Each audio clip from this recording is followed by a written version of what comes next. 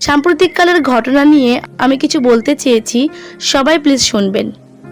মেয়েরা রাত দখল করো, ডিপি কালো করো, মন্ত্রী তুমি পদত্যাগ করো, আইন বিচার করো, তারপর আন্দোলন, আস্ফালন, চিৎকার, ধিক্কার, উই ওয়ান্ট জাস্টিস, মোমবাতি মিছিল, এসব কতদিন চলতে পারে?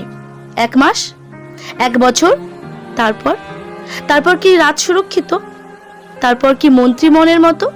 তারপর কি সব ঠিকঠাক? আর কখনো কারোর সাথে কোনো অন্যায় হবে না? আছে গ্যারান্টি?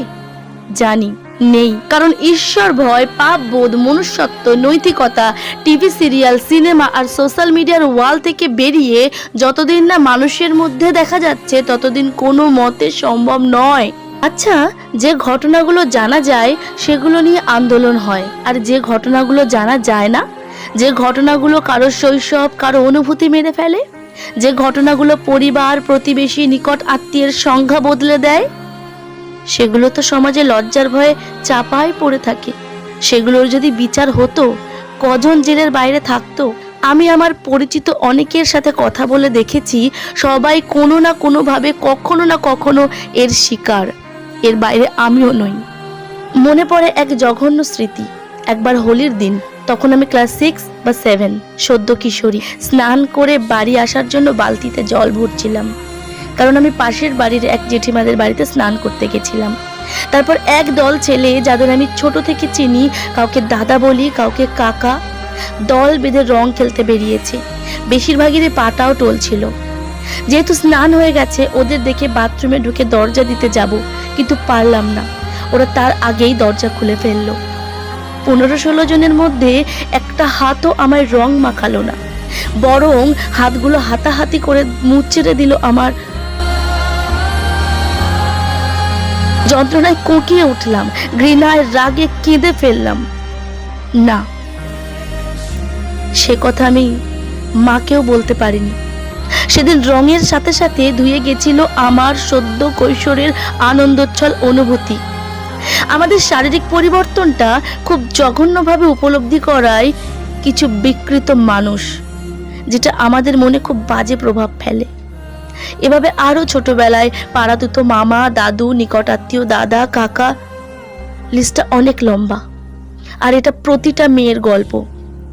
অবাক লাগে, সেই চেনা মানুষগুলোই এখন আরজিকর কাণ্ডের সোশ্যাল মিডিয়ায় আন্দোলন করছে, রাস্তায় বেরিয়ে বিচার চাই আওয়াজ তুলছে। আদতে কি পৃথিবীতে সঠিক বিচার হয়? সঠিক বিচারের মালিক একজন, তোমাদেরটা না হয় তিনিই করবেন, কারণ ঈশ্বর ন্যায় বিচারক। আর একটা ঘটনা শেয়ার করি। বেশ অনেক বছর আগে একটা মেডিসিন শপে রিসেপশনিস্টের কাজ করতাম। সেখানে অনেক ডাক্তার আসতেন। তাদের মধ্যে একজন ডাক্তার কথায় কথায় হাসতে হাসতে মজা করে বললেন, জানিস, দার্জিলিংয়ে কয়েক বছর ডাক্তারি করার সময় যা কামিয়েছি তা আমার সারা জীবন চলে যাবে। আমরা জানার আগ্রহ প্রকাশ করতে তিনি বললেন দার্জিলিংয়ের চা বাগানের দরিদ্র মহিলা শ্রমিকদের কথা, রাতের অন্ধকারে যাদের শিকার হতে হয় মালিক শ্রেণীর লোকেদের কাছে। নইলে কাজ পাবে না, টাকা পাবে না এবং আরো অনেক ভয় দেখাবে। ফলাফল আনওয়ান্টেড প্রেগন্যান্সি। মালিক শ্রেণীর লোকেরা ডাক্তারবাবুকে বলতেন, যত টাকা লাগে দেব অ্যাবর্শনের জন্য, আপনি আপনার কাজ করবেন। শত শত চা বাগানের শত শত শ্রমিক।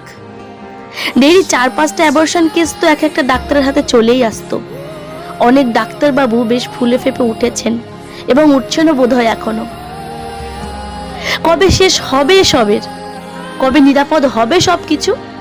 প্রত্যেকটা পরিবার, প্রত্যেকটা প্রতিবেশী, প্রত্যেকটা সম্পর্ক, প্রত্যেকটা প্রফেশন, প্রত্যেকটা রাস্তাঘাট কবে নিরাপদ হবে? না, এই সমাজের কাছে তার উত্তর নেই, কারণ সমাজ রীতি রেওয়াজ আর আমোদ প্রমোদে ব্যস্ত। এই সমাজের কাছে ঈশ্বরের বাক্য নেই। এই সমাজ ঈশ্বরকে প্রচুর ডাকে, ভক্তি করে, কিন্তু তার পথে চলে না। তাই তো ব্যভিচারের আত্মা, নেশার আত্মা, পরকীয়ার আত্মা, অন্যের ক্ষতি করবার আত্মা তিলে তিলে ধ্বংস করছে মানুষকে, সমাজকে, নারীকে, পুরুষকে। মনে রেখো, ঈশ্বর কিন্তু পৃথিবীতে 2টো মাত্র জাতি সৃষ্টি করেছিলেন, নারী আর পুরুষ। একে অন্যের পরিপূরক আমরা।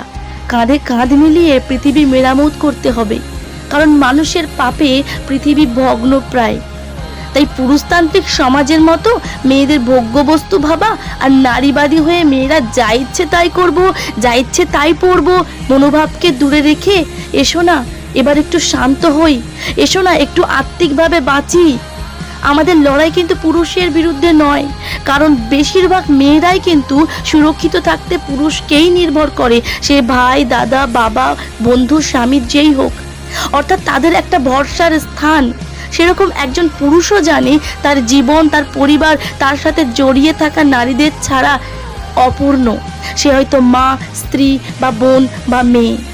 আমাদের লড়াই পাপের বিরুদ্ধে, আমাদের লড়াই অন্যায়ের বিরুদ্ধে। আচ্ছা, এই যে আন্দোলন, ধিক্কার, জমায়েত, বিচার চাই, ভাঙচুর, একে অন্যকে কাদা ছোড়াছুড়ি, রাজনীতি, এই কি প্রথম হচ্ছে? আগেও তো হয়েছে, অনেকবার হয়েছে, তারপরেও কেন এমন ঘটনা ঘটলো?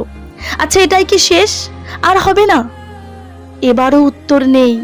কারণ যতদিন না মানুষ ঈশ্বরকে ভয় করবে, যতদিন না মানুষের মধ্যে পাপবোধ জন্মাবে, যতদিন ঈশ্বরকে ব্যবসা আর আমোদ প্রমোদের জন্য ব্যবহার করবে, যতদিন না মানুষ তার চরিত্রকে পবিত্র করবে, ততদিন কোনো কিছু বদলাবে না।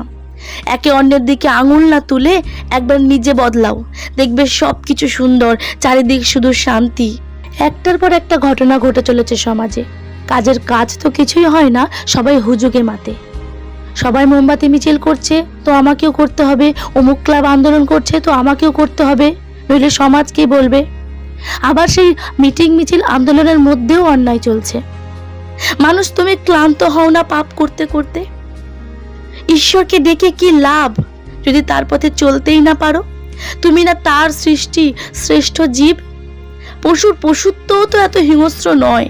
আর মানুষ, তোমার মনুষ্যত্ব।